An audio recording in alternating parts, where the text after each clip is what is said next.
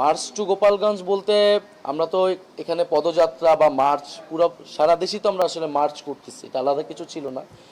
আমি তো প্রথমেই বললাম গোপালগঞ্জের প্রোগ্রাম বা 16 তারিখে প্রোগ্রাম হবে, এটা আমাদের অনেক আগে 15-20 দিন আগে আমাদের এটা ঠিক করা, এটা সেই ধারাবাহিকতা এটা ছিল, এটা আলাদা কিছু ছিল না। বরং এখানে আওয়ামী লীগ আসলে এটা অনেক দিন ধরে পরিকল্পনা করে এই ঘটনাটা ঘটিয়েছে। বাংলাদেশের সরকার, আইন শৃঙ্খলা বাহিনী, গোয়েন্দা সংস্কার আসলে এই বিষয়ে তৎপর হওয়া উচিত ছিল।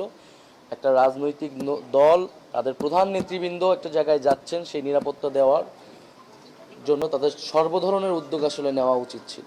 আমরা পুলিশের পুরো ক্লিয়ারেন্স পাওয়ার পরে তারা যখন বলেছে সমাবেশ স্থলে, আমরা কিন্তু কিছুটা লেটও হয়েছে, কারণ পুলিশ ক্লিয়ারেন্সের কারণেই আমরা বিভিন্ন জায়গায় থেমেছি, পুলিশ বলেছে। ফলে তো আমরা কিন্তু পুরো সময় কানেক্টেড ছিলাম, ফলে এটা তাদের দায়িত্ব ছিল। অবশ্যই সেক্ষেত্রে ব্যর্থতা রয়েছে এবং সার্বিকভাবে তারা আমাদের নিরাপত্তা দিয়ে আবার সেনাবাহিনী, পুলিশ আমাদেরকে সেখান থেকে বের করে দিতে পেরেছে, সেটার জন্য আমরা ধন্যবাদ জানাই।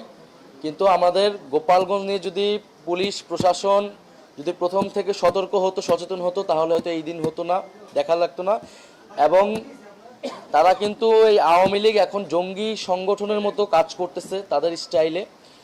ফলে তারা শুধু গোপালগঞ্জ নয়, বাংলাদেশের বিভিন্ন জায়গায় কিন্তু তারা এই ধরনের আক্রমণ করতে পারে, জনজীবনের নিরাপত্তা বিঘ্নিত করতে পারে। আমাদের শহীদ পরিবার, আহত যোদ্ধা এবং জুলাই গণঅভ্যুত্থানে যারা অংশগ্রহণ করেছে, শুধু তো জাতীয় নাগরিক পার্টি নয়, বিভিন্ন লোক, নেতৃবৃন্দ, ছাত্র সমাজ তারা অংশগ্রহণ করেছে, ফলে তাদের নিরাপত্তার বিষয়টাও কিন্তু এটার সাথে আসলে জড়িত।